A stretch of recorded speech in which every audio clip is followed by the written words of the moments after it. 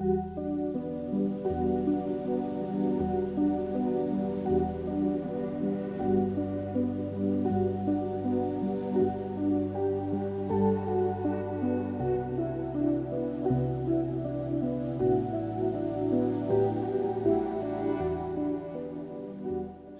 so grateful for the Asian American Center and Fuller for inviting me to launch the Asian American Christian History Institute as a new initiative. I'm very comforted because I didn't wake up very well this morning, I admit.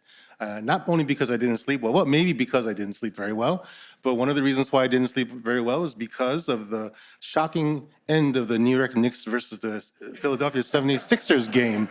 And I might live in the San Francisco Bay Area, but I left my heart in New York City many years ago.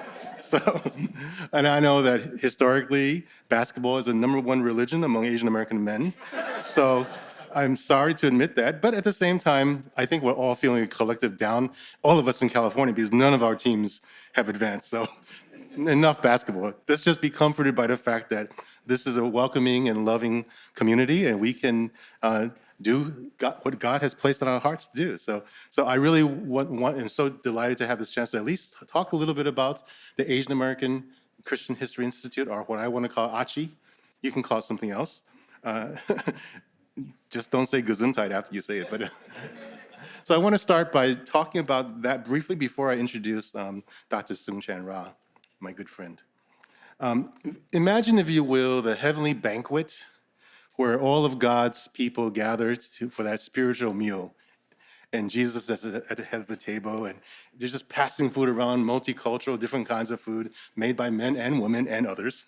And just imagine all the saints in that great cloud of witnesses just enjoying each other, enjoying the food that God provides.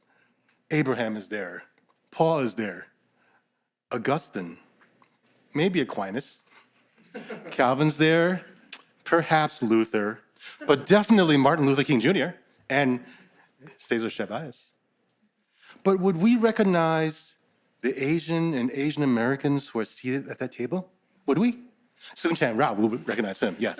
Here we go. But would we recognize the others? I don't think so. And that's because our stories, our histories as Asian American Christians are not being told. Now, I barely defended my dissertation 30 years ago. This is the 30th anniversary of lots of important things. I'll blog about it. But for now, I'll just say that in these 30 years of trying to stay in academia, trying to be in theological education, as well as doing ministry, I have yet to see anything published that's helpful that provides a comprehensive history of Asian American Christianity. Asian American Studies, Ethnic Studies has done a great job. So more of us are familiar with the stories of Asian Americans in general. We all know about exclusion, Japanese incarceration, so on and so forth. But do we know our own stories? And I think the answer is no. The discipline of church history, to me, is like a family album where pictures of all kinds of people are now being gathered. In the past, it used to be one complexion or one culture, but now it's starting to become much more diverse. Asians, Latinos, Africans, African American, their stories and their pictures are now being collected. But there are still very, very few photos of Asian Americans. It reminds me of that Dr. Seuss story, Horton Hears a Who, where we are trying to say, hey, I want to be heard, I want my stories told, but nobody hears us. That's why we are launching the Asian American Christian History Institute. We want to amplify the histories of Asian American Christians in our rich inner diversity. We're not just promoting scholarship and teaching graduate level classes, although that will be something I hope we can contribute to, and then hopefully that will help Fuller's curriculum become more broad-based and theology can be informed by our histories. But we also want to deliver stories through accessible platforms such as podcasts, content-rich blogs, history pilgrimages, and we hope to do a lot more. So please pray for us as we seek community funding support to build our team and our programs. So There will be more announced in the future, and as we start to share information, I just welcome your prayers, because this is going to be quite a fun journey, and also one that will require a lot of faith and trust in the leading of the Spirit. Now, if I can make one quick announcement before I invite Soong-Chan up. Is that slide about the immigration conference up available? The next one? If it's not there, it's okay. Okay. Oh, there he goes. Thank you. I'm so proud to announce this is our first co-hosted event. Achi is co-hosting a hybrid event with the Center for Asian American Christianity in Princeton. And David, if you're out there, hello. An Epic Movement from Crew, and Tommy Joe's here. And this is actually Tommy Joe's brainchild. So I've just been helping to brainstorm and make this a reality.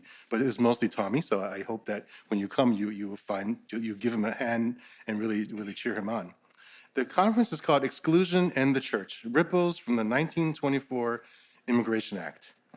We want to remember and explore what happened to Asian American churches after the 1924 immigration law closed the door to immigrants from what was called the Asiatic zone, a zone stretching from India to Southeast Asia and Japan. This act, this law, was directed primarily at Japanese, but given the racist climate of 100 years ago, it was extended to other Asians, but also to Eastern and Southern Europeans. So what happened to the United States in our religious organizations, in our churches, between 1924 and 1965? That's a period that I think has been neglected, because we tend to skip right from there to internment camps to 1965. There was a lot going on. And I really want to invite you to come, because we're going to, this is really new fertile soil where we don't all have the answers. The research is not done yet, but we want to have a conversation with church practitioners, with scholars, to talk about the impact of immigration exclusion. And we especially think that Asian American churches today, especially those that are immigrant dependent, who are facing a secession or decline of immigration, they're going to be facing very similar issues as the generation after 1924.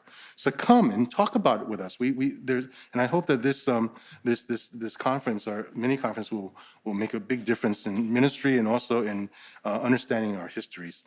The conference will be held May 29th, Wednesday, from 8 o'clock to 12:30, followed by an optional lunch and a tour of Japanese American National Museum and Little Tokyo. It will be held at the Democracy Center at the Japanese American National Museum. So please sign up. I think we're going to be trying to post it to as many different places as possible. So we'd love to have you there in person or online. Thank you for giving me a chance to announce that. I'm really excited for this and looking forward to being part of that conference. Thank you, Fuller, for helping with the sponsorship. Now, I first met Soong-Chan 28 years ago, I think. Oh, okay, sorry. I don't mean to date us, but it's important too, right? You know, we're almost OG. He was a pastor of an Asian American church in Boston at the time. We connected because both of us cared passionately about empowering Asian Americans in our churches to engage our neighbors for social justice and solidarity, as he alluded to this morning. I was involved with this startup organization called Christians Supporting Community Organizing, because we were trying to help encourage Evangelical, Pentecostal, and Holiness churches to join local community organizing groups. It was hard, but we tried, and that's how we connected. And over the years, it's been such a joy and privilege to be friends with Soong-Chan. He spent 15 years as an InterVarsity staff, as I am currently, hooray, and as a pastor. And then he spent 15 years as a professor at North Park Seminary. You know all his credentials, so I'm not going to rehearse that with you. But I do want to say this. During the aughts, you know, this is a new word for me. I just learned that aughts means the decades, the years between 2000 and 2010. I didn't know that until very recently. During the aughts, We met quite often at National Asian American leadership gatherings sponsored by groups like L Square Foundation. Peter Cha organized a number of events in Trinity. And there we had a chance to interact and kind of get to know each other a little bit better. We sort of did some co-publishing and writing together. And Soong-Chan was gathering a lot of attention at that time, and he was drawing a lot of attention to the urgent necessity of American evangelicalism to liberate itself from white and Euro-American normativity, or captivity to white and Euro-American normativity. Through his preaching, through his publications, through his presentations, he became the leading Asian American figure to call forth a prophetic gospel of inclusion and diversity. And he has suffered for it. As all of us do, if we speak the truth, sometimes we speak it with more love, sometimes with less, but speaking the truth sometimes will get you beat up. But I'm sure that in that heavenly banquet, his life and his work that has blessed so many for the sake of Christ and his kingdom will be honored and we should just start honoring it right now.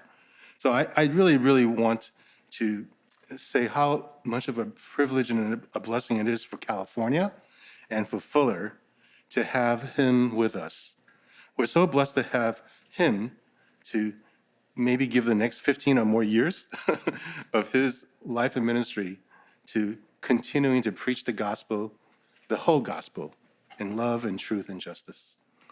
So Dr. Rah, please.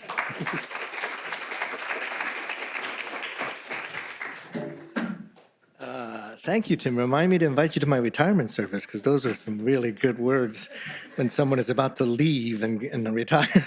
It is amazing, yeah, the number of years we've known each other. It's hard to believe that 28 years. I was 10, I think, when we met. So, yeah, I really appreciate it. Yeah, that's right. Yeah, we're old guys that have done this ministry for years. So thank you, Tim, for your very kind words. Daniel, I really appreciate the new logo. Is that up there? Yeah, that's a fantastic new logo. And the idea of integrating much more the broader Asian American community, which I think is an important part of the story that we tell.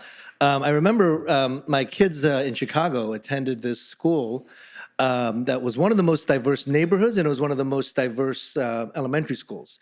It had about maybe 1,000 students, and I believe it was 70 different nationalities and 50 different languages among 1,000 students.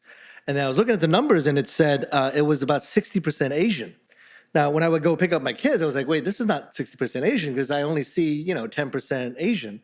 But as Daniel reminded us, we actually had a very significant percentage of South Asian and Near East Asian, meaning Middle Eastern.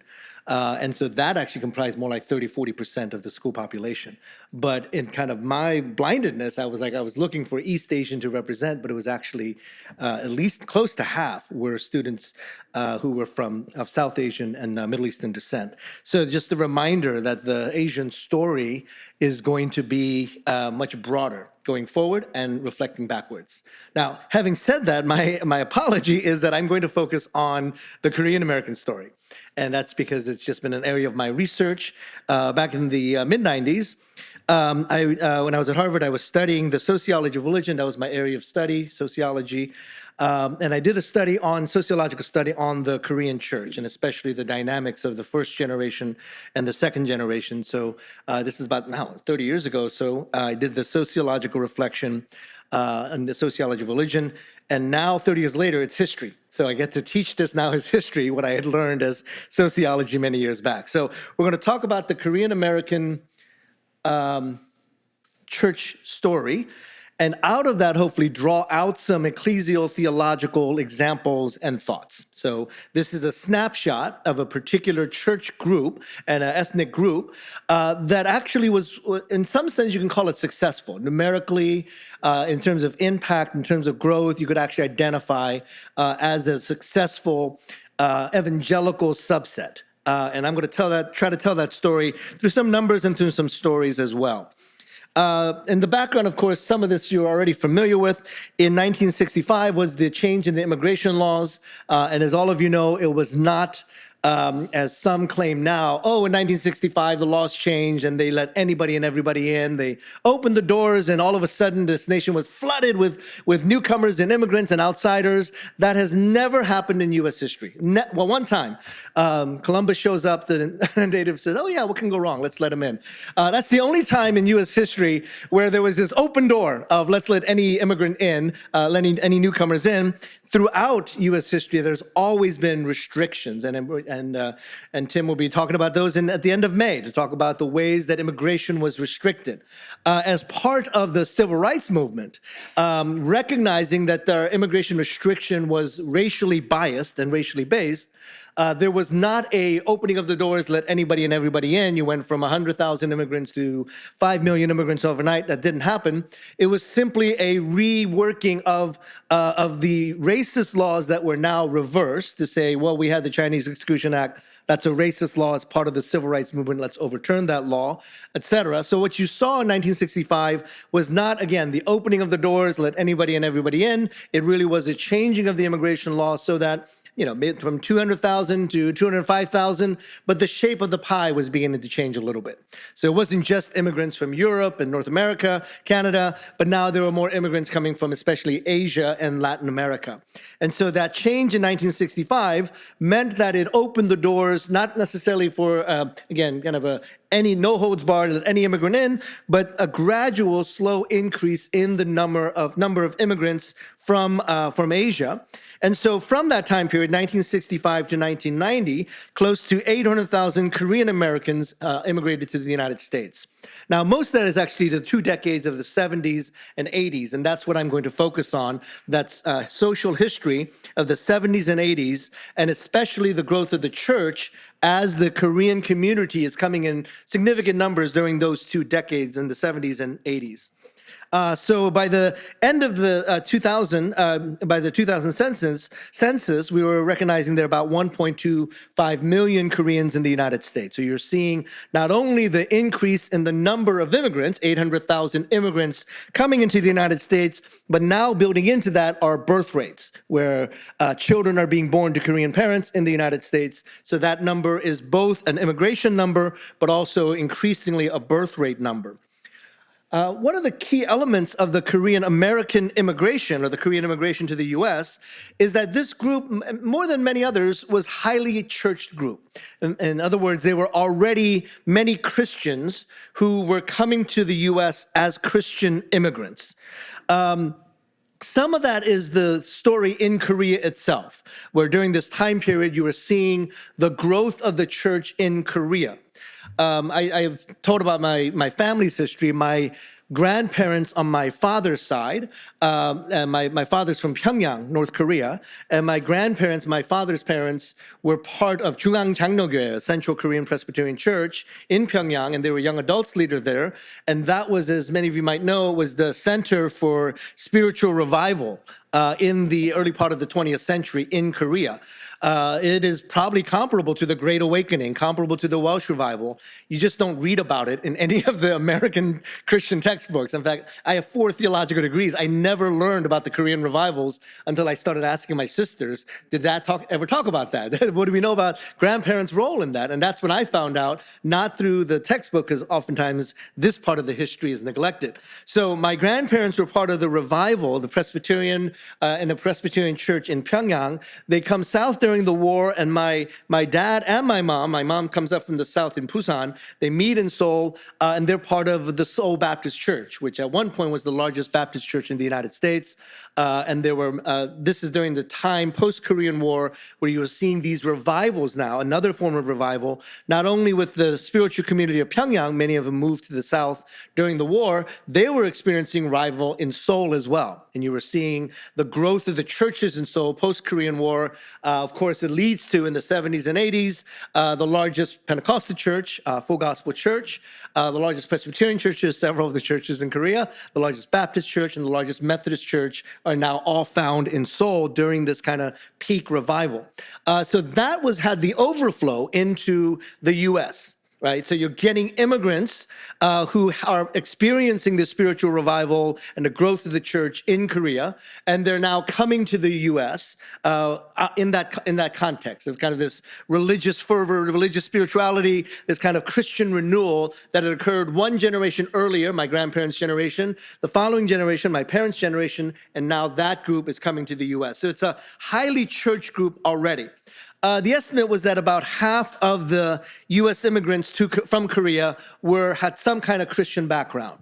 Now, some say that seems really low or it seems too high. The main factor here is that a lot of the spiritual renewal revival in Korea was centered in Seoul. And immigration at that time would have been a largely urban phenomenon. So it would have been more urban folks from Seoul who were more Christianized or were already Christian would come to the U.S. But it was about 50%. The study that was done, there's several studies that was done by He and Wu, who were sociologists at the City University of New York. And their data was pointing out that within several decades of the immigration, so this is like closer to the 1990, from within one 20-year time span of those who are coming to the U.S., the number of Christians in the Korean community went from 50%, already coming to the U.S. as Christian. By 1990, the number had shot up, two different studies, to 70 and 77%. So let's say about three-fourths, 75%. So obviously, this is a significant jump in terms of conversion. In 1970, there were 75 churches in the United States who identified as Korean immigrant churches. In 1990, there were about 2,000. Today, there are 45 million Korean churches. No, it just seems like it. There are a lot. But you're seeing the increasing number of Korean churches from 75 churches in 1970, at kind of the early stages of immigration, to within 2 decades, 2,000 Korean-specific churches. If you crunch the numbers, what we're finding is not only is this dramatic increase in the number of churches, but you're finding that 40% of Korean American immigrants during that time period were actually experiencing conversion. It wasn't just transfer growth. There were 40% of those in churches who were now, and by the way, the number of 70 and 77, you'll notice the language there. These were those who regularly attended church. These were not Easter, Christmas, when you feel like it type church attenders. 3/4 of the Korean American population were regularly attending church. Again, that's a very high conversion rate and also a very high discipleship rate in that you are now getting a significant percentage of the immigrant community attending church. So you put on your theologian hat and the sociologist hat to say, why was there such growth? The theologian church historian says, God is at work. Absolutely, no question. God is at work. God's bringing revival in Korea generationally, in Pyongyang, in Seoul, and now in places like DC, New York, LA, Chicago. You're seeing the growth of these churches. But then you also have to put on the sociologist hat and say, well, what led to the growth? Yes, of course, God is in control and God is doing the sovereign work of his growth and of his church. But at the end of the day, there were also these sociological factors that I believe God moved through so that the church in the Korean community was growing. I look at these 5 different categories, 5 factors of growth in the immigrant church, specifically the Korean American immigrant church: language, culture, community social connections, social services, social status, and worth. I want to go over each of these as to maybe lessons learned in our ecclesiology. Of how the immigrant church grew. And then I want to switch to how does that impact and how do we think through that for the second generation? Because these are the factors for the first generation or the immigrant generation. How do their children take on these characteristics as well? So the first 2 categories are pretty self-evident, language and culture.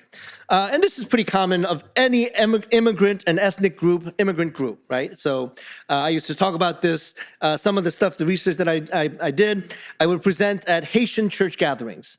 I did a presentation at a Cambodian pastor's gathering, Filipino churches gatherings, and pretty much this is a common story. To say, when the Germans came to the U.S., they had services in their own language. I'm part of the Swedish Covenant Church. When the Swedes came to the U.S., they had services in their own language. Italian congregations having services in their own language. I think I once mistakenly said, and the Irish had services in their own language. Wait, I think they speak English, but a different form of English. So this is kind of a common experience for all immigrant groups. language is an important part of that experience of joining an immigrant church. My mom's story is like this. She worked 6 days a week in a language that was not her own. So that one day a week, she got to speak in a language that was her own. So she would struggle, working with English speakers, and it was a challenge for her every day. And then she would get to church and hear the sermon in her own language, and the experience was in her own language. A funny story on this is after I'd started my church in Cambridge, we were a multi-ethnic church. We did everything in English, and my mom would come visit from D.C. to Boston to come visit the church, and she would sit in the very back row, and then she would read her Korean Bible the whole time. And then in the morning, our services were in the afternoon. In the morning, she would go to a Korean church. And as her son, I was profoundly offended. I'm like, Mom, I'm the pastor here. Why do you have to go to another church before you come to our church? Why are you in the back reading your Korean Bible? He's like, well, you speak really fast and you speak in English. I don't understand a word you're saying. So, I'm praying for you in the back row there. But she needed that service in Korean because that was her heart language. So even her son couldn't reach her with the gospel because I speak fast and I speak in English. So there's something about the language of the church. You're going into a space where your heart language is accepted and it is a part of who you are, and that's the language that is used, especially if throughout the week you're encountering a different language. Culture is a fairly obvious one. We experienced that today in chapel with food. Food is obviously an important part of this. There was actually a recent New York Times article that talked about Korean churches in particular and how food was such an important part of that culture, and that oftentimes during the holidays, especially when kids come back from from college, that churches are very intentional about serving Korean food at their gatherings. So I don't ever remember, and my church, like many churches growing up, they always had a Sunday meal. That was kind of the common denominator. We always had a Sunday meal, and it was always 국밥. And it was always tteokguk. It was never macaroni and cheese or hot dogs. It was always Korean food because it's such an important part of one's cultural expression. Sometimes in the Korean church, the New Year's Day celebration is sometimes even more important than Christmas. Everybody gets dressed up in the hanbok, and they come to the church dressed up in that way. And so there's always like these important cultural and linguistic expressions. Now, that accounts especially for transfer growth. So those who were experiencing a particular language and culture in Korea would come to the U.S. and express that in the culture of their immigrant church. What's interesting is that the culture would often freeze at the moment of their immigration. So the story I tell is again of my mom. After 20 years in the U.S., she went back to Korea to visit family and wanted to, spend time with extended family. She hadn't been back in decades, and she was packing her suitcase. And I noticed she was packing huge bags of instant coffee, like bags and bags of instant coffee. I was like, Mom, why are you taking so much instant coffee to Korea? And she was like, well, Korea doesn't have coffee grinders like they do in the US. And, so they like instant coffee. Mom, 25 years ago, yes, they had liked instant coffee. So I had to go to the cupboard, pull out my coffee grinder. Can you read what it says in the bottom here? Made in Korea. My coffee grinder is made in Korea. It means that they have coffee grinders in Korea. You don't have to take instant coffee there anymore. So her cultural reality and experience was pretty much frozen at the moment she left Korea. And so oftentimes, many of the cultural expressions in the immigrant church are a snapshot of 20 years ago, snapshot of when the churches or these Christians left. So the language and culture tends to freeze at the moment of immigration, and then now you're seeing that that's the comfortable place for many of these immigrants in these communities. Again, first two reasons, pretty straightforward, pretty easy to explain and say, every community that has immigrated has had these experiences. I want to talk about kind of three other factors, though, that seem to indicate some unique nuances to the Korean-American story. And then again, let's see if we can translate that to the current context. The third reason for the growth of the Korean church is the idea of community and social connection. Again, fairly common story. But the idea is that in the Korean community, the church becomes the center for all religious and social life. The closest similarity I can think of is the black church, where in the black church, your social network as well as your religious spiritual network is found in your local church. And so that's why oftentimes in the black church, many of the religious leaders are also political leaders. Many of the religious leaders are also social leaders. And you kind of see similarities in the Korean church, more so that many of the religious leaders are also social and civic leaders. So what you see is this kind of intentionality of community. Community is an important part of the immigrant church story. It is the center of Korean life. I don't see it as much here, but when I was in Chicago, there's a, redundant, there's a huge H Mart in Chicago, and there's this massive H Mart, and it's where all the Koreans, and Asians more generally, but all the Koreans do their food shopping there. One of the unique attributes of almost every H Mart that I've been to is that on your way out of H Mart, there is a wall alongside that exit. And it is wall to wall with what?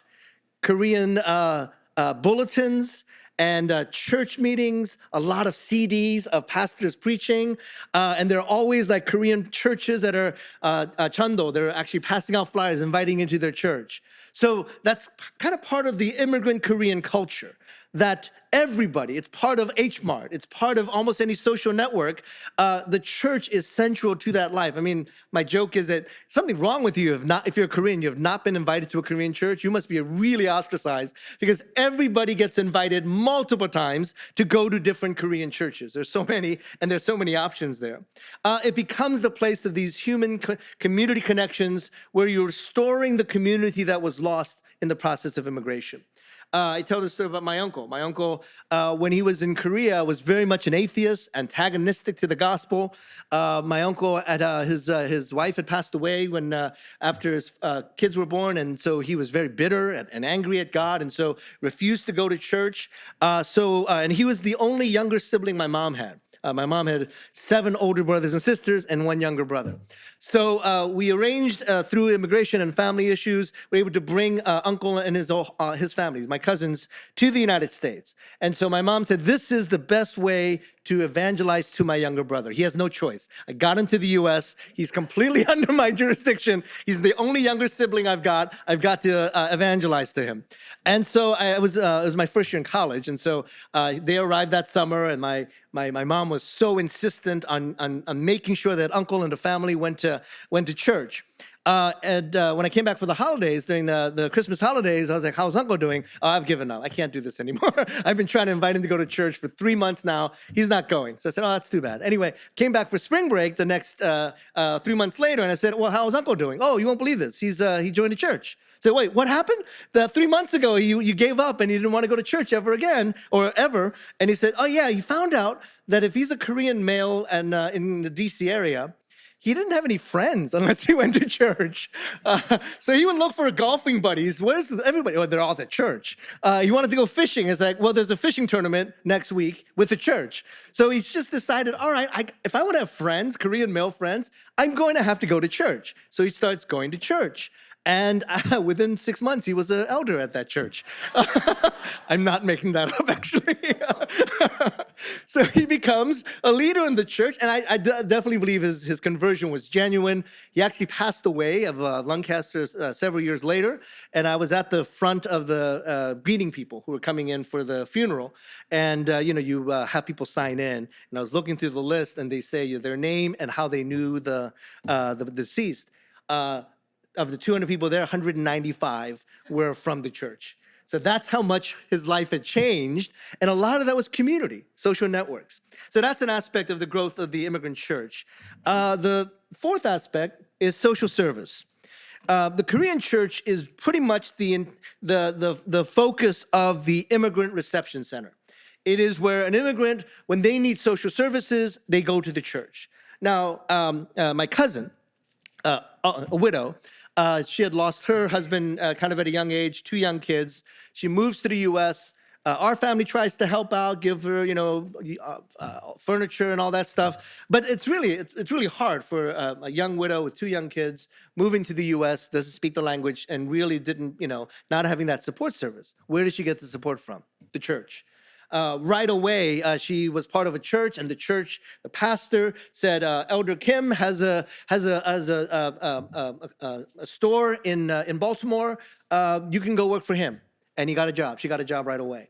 The other elder lives in this apartment complex, lives nearby. Can get you in there, and the elder's family will be close by. So if your kids needed anything, probably the number one social service provided was youth ministry, where she has two young kids who are, new country, everything, feeling, how do I adjust to this? Where do I take them on a Friday night, Saturday night? They're going to just run the streets? No, they had a church service to go to. They had a youth pastor that was very intentional. In fact, one of the things that was noted about immigrant churches is after the senior pastor, the first hire was almost always the youth pastor, because that was such a big part of the immigrant church experience. This, again, is actually common in other immigrant communities. I was having a good friend of mine in the Boston area. It was a Brazilian pastor. And he and I were in a doctorate program together at Gordon Conwell, and so we would get together for lunch every once in a while. I wanted to hear about his ministry because he was doing work with the first-generation Brazilian congregation. And so we're at this place, and he intentionally chose a non-Brazilian location. We went to a sushi house and says, okay, I won't see any members of my congregation here. We're going to go here. And as we're sitting there, we were there for about an hour. His phone rings, and he had a beeper back then. It was beeping, and it was going off every 5 minutes or so. Sometimes he'll look, put it away. Sometimes he'll answer. And he says, Manuel, why are you getting so many phone calls? I was like, oh, you won't believe it. This is kind of low compared to regular days. I get dozens of calls an hour. So what are they about? He said, well, one guy called to remind me that he's opening up a new store and I need to stop by and bless his store this afternoon. Another congregant reminded me that there's paperwork I have to figure out for immigration. I need to go by his house and help him work through the paperwork because I'm the best English speaker in our church, so I help him with the paperwork. And he said one time, one person called me to ask me whether I should get Sprint or T-Mobile. Dude, you're a little too enmeshed in their lives, but that's part of what the pastor does in an immigrant church. It's not just spiritual support, it's also the social leader. Yeah, the social leader of the community as well. And so the pastor and the church oftentimes is the center for social services. The fifth category is social status. As I mentioned earlier, everyone is invited to join the church. It's the norm in society. There's something wrong if you haven't been invited to the church. But the other part of it is that the immigration can be painful, especially with the loss of social status. So I was at a church in the DC area where 50% of the congregation had a master's or doctorate degree in Korea. But some of the folks with master's degree and doctorate degrees, what were they doing? They were running fruit stands in the DC area. They were running dry cleaners. And so there's a pretty significant social status drop when you had a level of education, you were a middle manager, or you were a teacher, or you were doing something in Korea that puts you in more of the upper middle class category, and then you come to the US and you're servant class. You're now working at a dry cleaning store, or you're working at a grocery store, and so there's a loss of social status. And one of the places that the social status was recovered was actually in the context of the church. There were, again, two different studies. One study showed that 27% of the Korean church were leaders. Other had 32%, so about 30%. If you split the difference, about 30%, almost a third of the Korean members of the church were leaders. That's a lot. Most churches are happy and thankful if you have the 10 and 90 rule, right? If 10% of your congregation is active in leadership and serving, that's a successful church. In the Korean churches, you had almost 30%, almost a third of the congregation in official leadership. By the way, side note, it's probably why you had so many church splits back in the day, because you had too many leaders and everybody's fighting with each other for that leadership spot. So there's a loss of identity and status that comes from the transition from Korea to the United States, immigration status, all that stuff changes. And so to kind of reclaim that, to restore that, the church became that space. So I grew up in a Baptist church, but we effectively had elders in the Baptist church. We called them deacons, chipsanims, but they were pretty much elders because you're restoring that sense of loss of social status, that sense of, how many Korean parents joined the Elks Lodge? None that I know of. How many Korean moms joined the Daughters of the American Revolution? Yeah, it just doesn't happen. We joined the church, where leadership development, again, same thing in the Black church, where leadership development is happening in the context of the church. So this is the story of the first generation. And I want to do a brief kind of excursus on the second generation, which hopefully will lead us to a conversation for the rest of our time. And so one of the ways to think about this is that the immigrant church, the first generation church, was very much identified as a mission field. In fact, the immigrant church became the perfect mission field. It's a lesser sister needing the support and help of the dominant group. So many of the immigrant churches met where? In the basement or in the afternoon of the white church. I remember growing up in the DC area, if you drive through a particular street in Northern Virginia, you drive through that street and there's a lot of churches on that street. Every church was like, something Presbyterian church, something Baptist church. Underneath it, they had a sign in Korean. Every church on that street. Why? Because that was part of the mission field. These immigrant churches need our help. One of the ways to help is actually to allow them to meet in our building in the afternoon. There was actually a study done by Tim Kaufman, who graduated from here actually, and Tim was looking at shared space usage, exactly what I'm talking about, where immigrant churches would oftentimes share space with dominant culture, and that was often a very good relationship.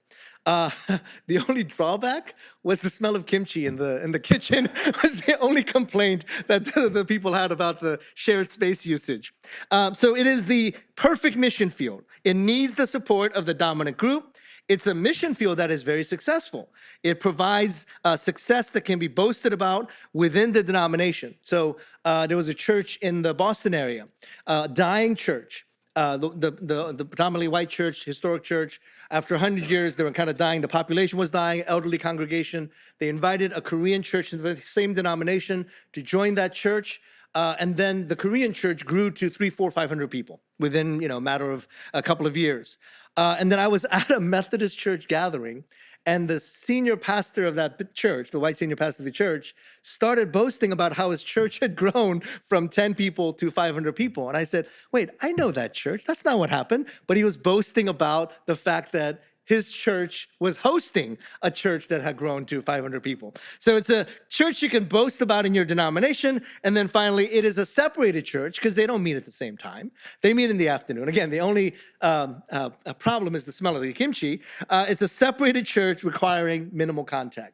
So the immigrant church is viewed as, from the outside, and probably views itself as a mission field. A community that needs the help of the dominant culture, can be boasted about in terms of the growth. It's a mission field that is successful, but also, hey, we don't really have much to do with you. We just let you use our space and get paid for it. So the question is then, how does that mentality translate into the second generation?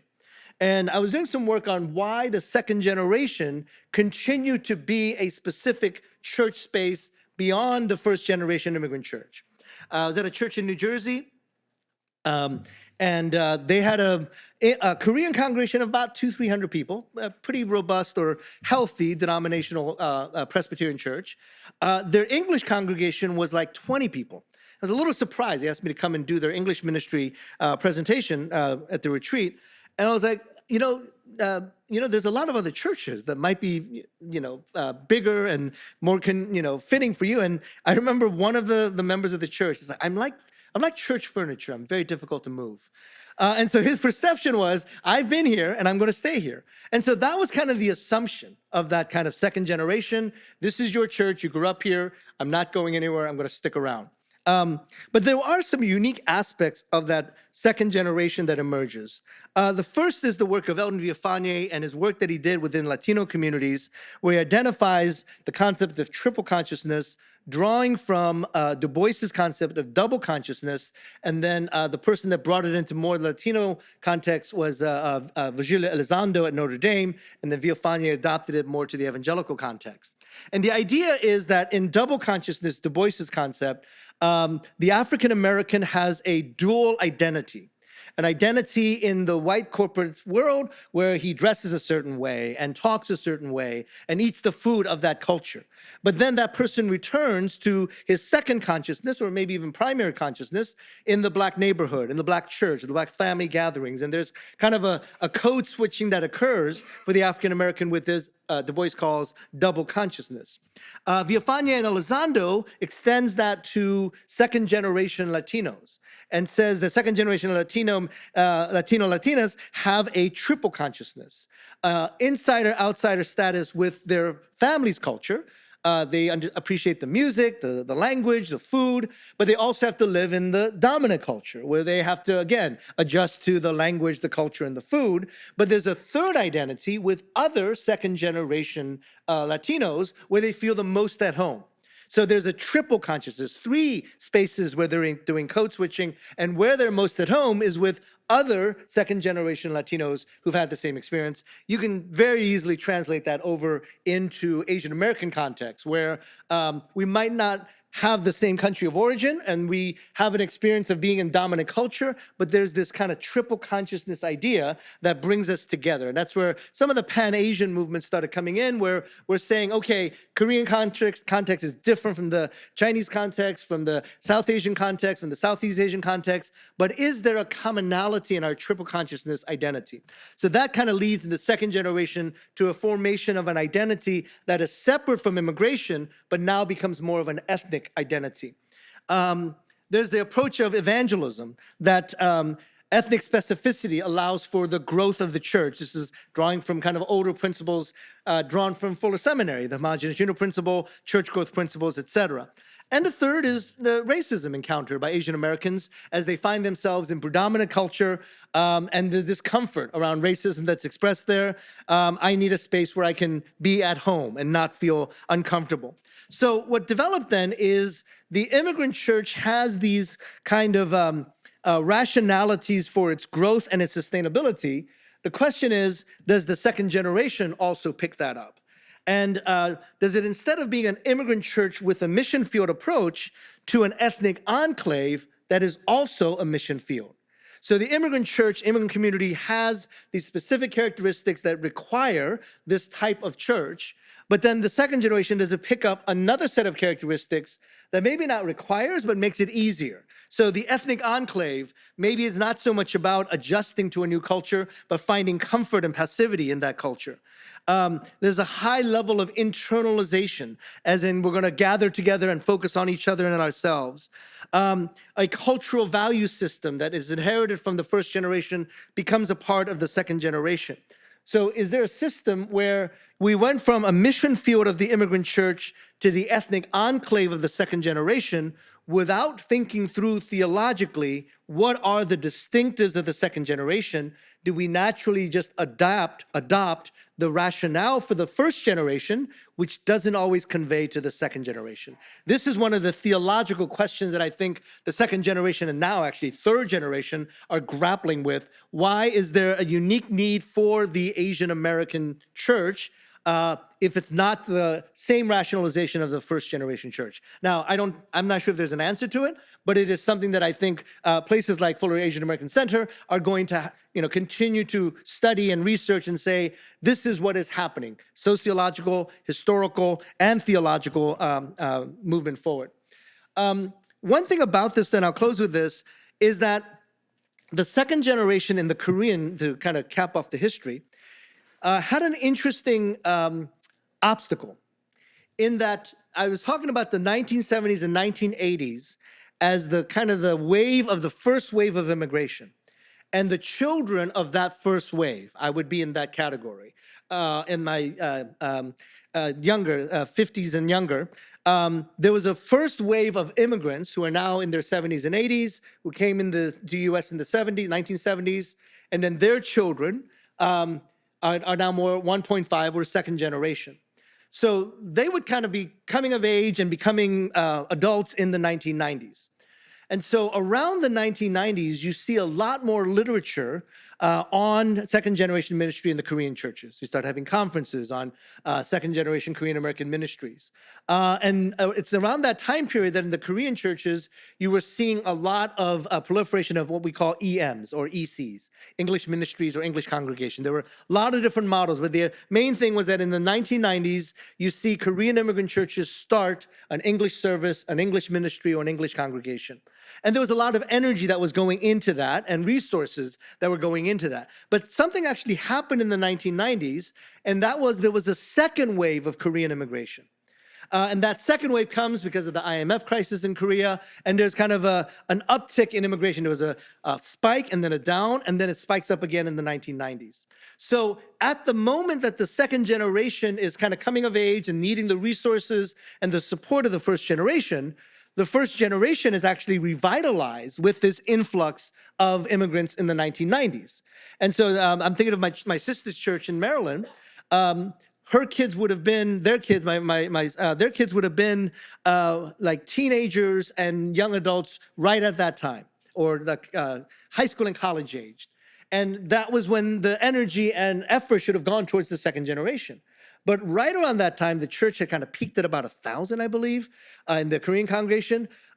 This massive wave of new immigrants came in, and the church shot up to 2,000-3,000. And then, but that was all growth in the Korean congregation. So I think the energy and resources that should have been directed towards the second generation actually got diverted back to the first generation. Age-wise, they're about the same, right? They're kind of young adults or young singles or young married couples, but they're Korean-speaking rather than English-speaking. So I have noticed there's a pretty noticeable gap in the 90s and 2000s, aughts, where you see so much energy in the Korean churches going back to the immigrant congregation that there was a little bit of a gap and loss for those in the second generation. So what does that mean then for the second generation? I'll close with this illustration. My apologies for the war-like imagery that I'm about to use. This was taught to me by one of my professors. The idea is the beaches of Normandy. And the beaches of Normandy is, as you know, one of the landmark moments in World War II. And if you ever saw Saving Private Ryan, as a gruesome opening scene where they're charging the beaches of Normandy and they're just bodies littered everywhere as they're coming off the boats onto the beaches. But that first wave of soldiers with many, many casualties were able to establish a beachhead. Right? There was kind of a little ground that they were able to establish, trenches they were able to build, so that first wave, many of whom died in that first wave, was established this beachhead on the bulkhead on the beach. And then the second wave came in, and they took place on the beachhead. And then what they needed to do was to go from there to the next stage of the battle.